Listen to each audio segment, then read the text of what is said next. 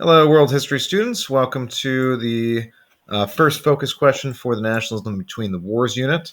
The first topic in this unit is on nationalism in Asia between 1989 and 1939. And those wars, of course, are World War I and World War II. So I'm going to move my little doohickey here. How did nationalism impact one of the following countries between World War I and World War II? And you have to pick Turkey, Japan, India, or China. So just kind of start the unit off. This is a series of maps that basically shows you the end of the Ottoman Empire and the beginning of the Turkish nation. And so the Ottoman Empire back in 1683 was the biggest, most powerful empire, multi-ethnic. Turks in Anatolia, Arabs in Egypt and the Middle East. You've got Greeks here, Bulgarians, there's Serbians, there's Moldovans. There are various Russians. And so it's this very, very diverse empire. By the 20th century, the Ottoman Empire steadily shrinks. And so right before World War I, the Ottoman Empire is really, really small. Or relatively speaking, compared to its previous extent. Then when the Ottomans lose World War I, the Allies have a plan to chop them up into little pieces. All that would be left of the Ottoman Empire is this orange chunk right here.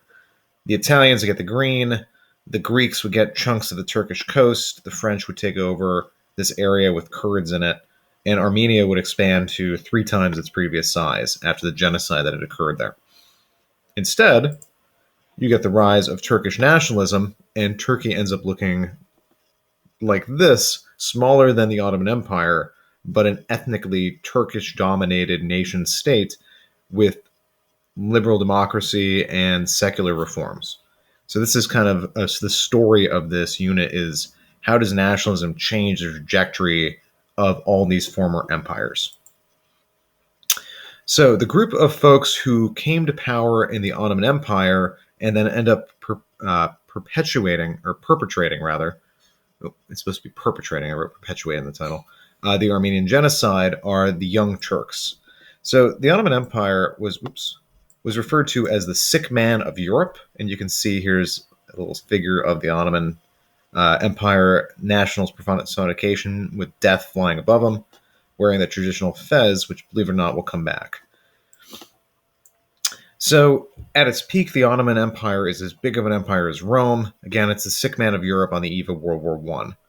Trying to stop the decline of the Ottoman Empire were this group called the Young Turks, who thought that having a sultan who didn't have any checks on their power was part of the reason that the empire was kind of falling apart and being beaten up by the other European powers. The Young Turks forced the sultan to resign. They signed a constitution, except the new sultan they put in charge, Abdulhamid II, turns out not to believe in constitutions and acts like an authoritarian monarch, complete with, assassin bodyguards and, food tasters, and would murder somebody because they thought they were trying to kill him. Same group of people in 1908, they remove that sultan and then find themselves ruling an empire that did not support them. So the Christians, they don't want the Young Turks in charge because they want to be part of their own nation states, not a Turkish empire. Arabs want to be part of their own empire. And the Turks want to see the minorities suppressed and the Ottoman Empire to become an explicitly Turkish state as opposed to a multi-ethnic empire. So in the middle of World War I, while the Young Turks are in charge, and they're trying to kind of gin up support for their cause of having, a Turkish nation state, the Armenians in the east of the Ottoman Empire have an uprising. It gets crushed by the military. However, the Young Turk government sees this as a chance to gain support from the majority Muslim Turkish population by removing Armenians from the Ottoman Empire. And so Armenian men over the age of 15 are murdered. And, Armenian women and children are forcibly assimilated, meaning they are in some cases raped and in all cases forced to give up their religion. And by the end of the Armenian genocide, a culture that had pre-existed Christianity in the Roman Empire no longer exists in its former territory. So 1.5 million to 2 million Armenians are killed in this first use of the word genocide. And then the Nazis later on look at the Armenian genocide and say, Well, they got the Young Turks got away with it. No one ever punished them. They got a Turkish nation state out of it. So it starts to become a reason that the Nazis end up doing what they end up doing. Last bit on Turkey is after this murder of the Armenians, the Central Powers are defeated. So the Young Turks are, still in charge, but then they're overthrown in turn by this former army officer, Mustafa Kemal, who later gets the nickname Ataturk, which means Father Turk. And so what he tries to do as far as modernization is concerned is, first of all, drive any of the occupying forces of the Allied powers out of the former Ottoman Empire. So he's got a list of basically attempts to modernize. And so this whole list right here helps to answer this question. They adopt democracy. It kind of operates like a sultan with dictatorial control, but it's nominally a democracy, Turkey. Girls and boys get the same amount of education. Turks end up taking on last names, which they didn't have before, in an attempt to be modern and European. The state starts building factories, meaning the country, and gets a lot of control over much of the economy. And they try to separate mosque and state, so religion and government. So this is really a big deal because the Ottoman Empire was explicitly a Muslim state, and the leader of all of Islam was effectively a bureaucrat for the Ottoman Sultan. So this is a huge change. There's an attempt to ban the traditional fez for men, and women are forbidden to wear a veil. Both men and women get the right to vote by 1935. So these are all the ways he tries to modernize the state. So switching countries entirely, we're going to look at civil disobedience and Gandhi in India. So this is India, which is part of the British Empire. And the gentleman in the middle of the picture is Mohandas Gandhi, who ends up getting the nickname Mahatma, which means great soul, by the Indian people even before Indian independence. He's initially a lawyer in South Africa, trying to protect Indian workers who are fighting for their rights in this other British colony. He adopts the idea of civil disobedience, meaning peaceful protests. However, his peaceful protests are initially mowed down in the hundreds by the British, and he gets arrested several times throughout the 1920s.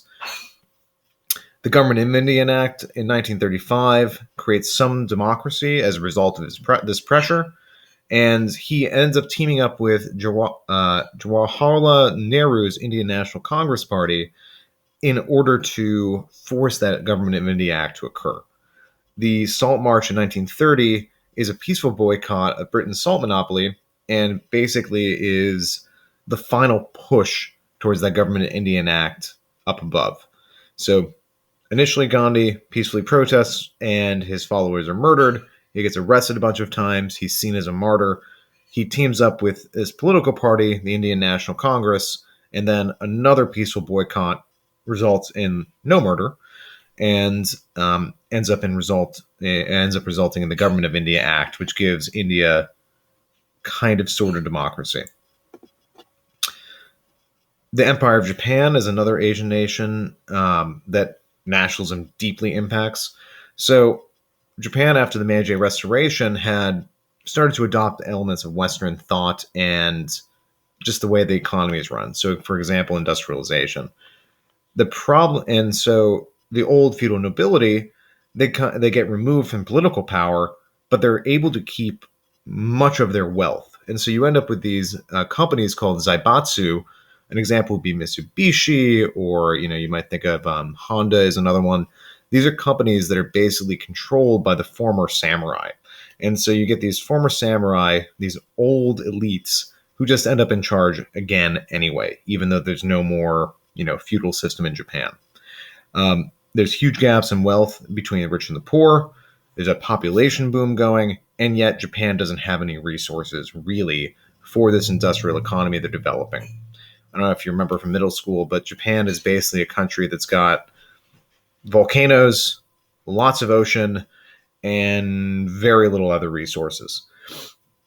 So in an attempt to supply their industrial economy, which is growing, Japan conquers territory. And so it starts to develop this militarist culture in the period before World War I. So you can see on this map, Korea is made into a protectorate. It's annexed in 1910, so Korea becomes part of Japan. The island of Taiwan in 1895, and then Manchuria itself, which is a chunk of China, is taken by Japan in 1905.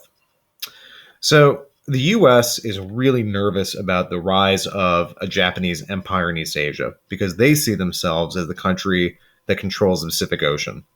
The US basically tries to tamp down on Japanese power by limiting the size of their navy, preventing them from taking full control over Manchuria. But at the same point, Japan is still more need of more raw materials. So the civilian government, because Japan is a democracy, looks at the 1920s and says, hey, we're going to cut the military, which irritates some of the powerful members of the former nobility, who then, when the Great Depression happens, are able to use the Depression as a reason to reinvest in the military and basically shunt aside the civilian control of the government. So folks dressed like this in military uniforms end up running Japan because Japan's economy is in tatters, and they blame the cuts in the military for the reason Japan is in trouble, which is an interesting kind of connection. So in 1938, all political parties are basically merged into one, and so the military has what I would call carte blanche, free reign to kind of run the country. Last nation to look at in this is the nation of China, and so there's a communist nationalist alliance here, and it breaks down over time. And the reason there's alliance in the first place is because China, if you remember after its revolution, is basically broken down into tiny warlord-controlled provinces.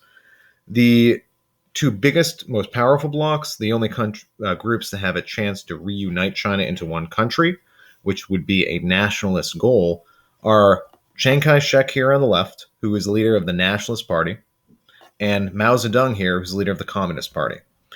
So the Soviet Union, which has just been born, tells Mao and his communists to team up with the nationalists because they think you need a nationally powerful China in order to have it become communist eventually too. The Northern Expedition, this is the alliance between the two where they can end warlord rule over most of southern China, including the international city of Shanghai. So Sun Yat-sen dies, who was the founder of the Republic of China, if you remember from the East Asia unit we did, and Chiang Kai-shek becomes the sole leader of the Nationalist Party. He then murders all the communists in Shanghai, and the alliance breaks down because of this betrayal. So if you're looking for the answer to this question, it's right there. The Communist Party ends up fleeing on what's called the Long March, and they escape the nationalists into the countryside, and we'll meet them again in World War II. The nationalists become increasingly tyrannical, and the communists slowly build support out in the countryside. And that is that for this focus question.